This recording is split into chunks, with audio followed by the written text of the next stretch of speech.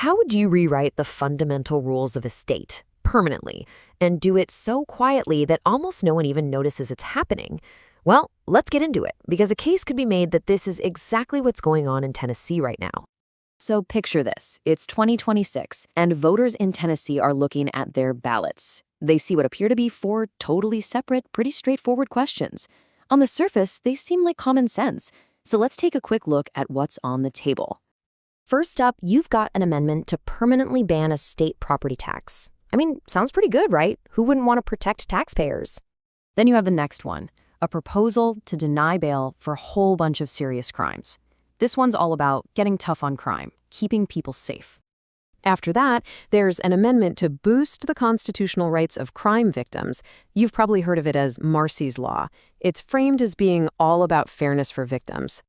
And rounding it all out is a plan to remove the legislature's specific power to regulate firearms. So you've got four popular ideas, and they don't seem connected at all. But what if that's the whole point? See, to really get what's going on here, you first have to understand the huge difference between just passing a regular law and putting something into the state constitution. It's not just a policy tweak, it's a political weapon.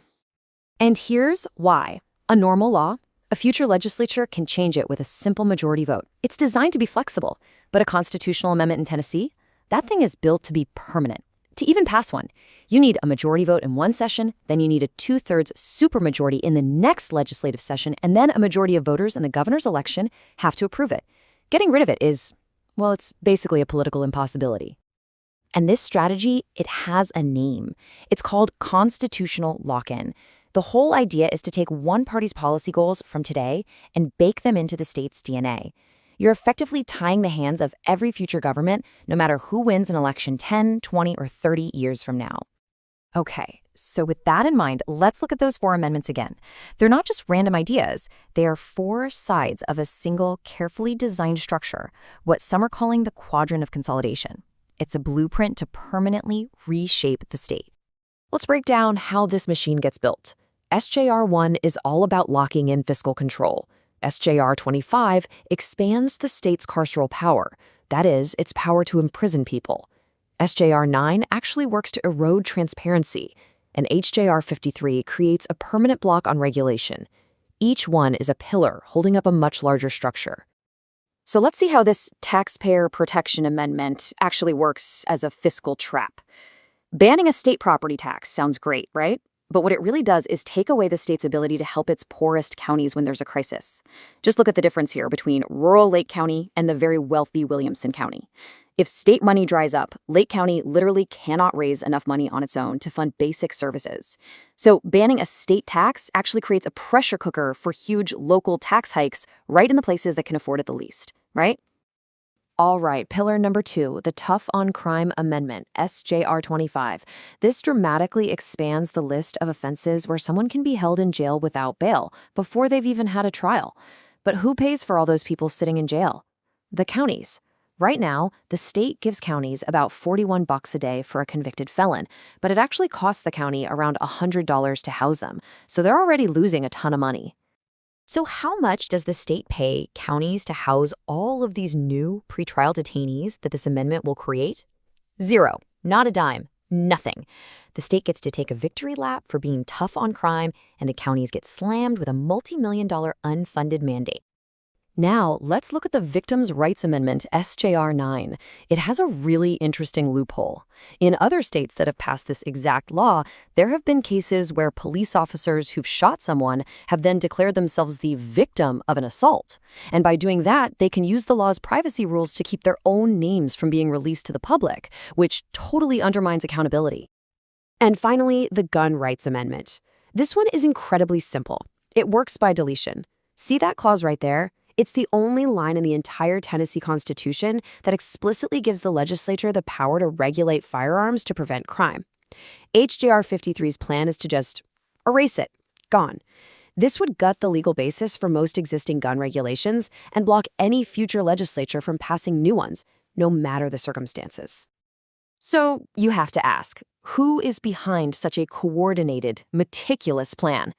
Well, this strategy is connected to a whole network of ideological groups and corporate players that are involved in something called policy laundering. So, what's policy laundering? It's when think tanks and lobbyists, often funded by out of state dark money, push their specific agenda. They wash it through the political system, so it comes out on the other side looking like it was a grassroots idea from the people. And then they lock it into the Constitution so it can never be changed. A key architect for the ideas in Tennessee is the Beacon Center. It's a think tank that provides the intellectual arguments and justifications for the fiscal amendments, especially that property tax ban. But where does the Beacon Center get its money? Well, a huge chunk of it comes from national groups, including one called Donors Trust, which has been described as the dark money ATM of the right. This is a pretty big clue that the push for these changes is part of a national agenda, not just something bubbling up from local Tennessee communities. And who stands to make money from all this? Well, let's take SJR 25, the bail amendment. One of the biggest potential beneficiaries is CoreCivic, one of the largest private prison companies in the entire country. Their whole business model pretty much depends on keeping incarceration rates high. And if you follow the money, the trail is pretty clear. CoreCivic and its Political Action Committee have donated more than $25,000 directly to the key legislative leaders who are pushing these very amendments, people like Speaker Cameron Sexton and Lieutenant Governor Randy McNally. So when you put all of these pieces on the board at the same time, the fiscal trap, the unfunded jail mandate, the transparency loophole, and the permanent regulatory block, you're not looking at 4 different policies anymore. You're looking at the blueprint for a state being systematically rewritten from the ground up. Let's be clear.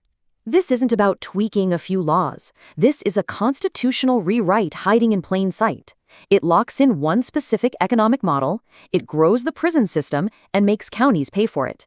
It uses the noble cause of victims' rights to potentially shield police misconduct.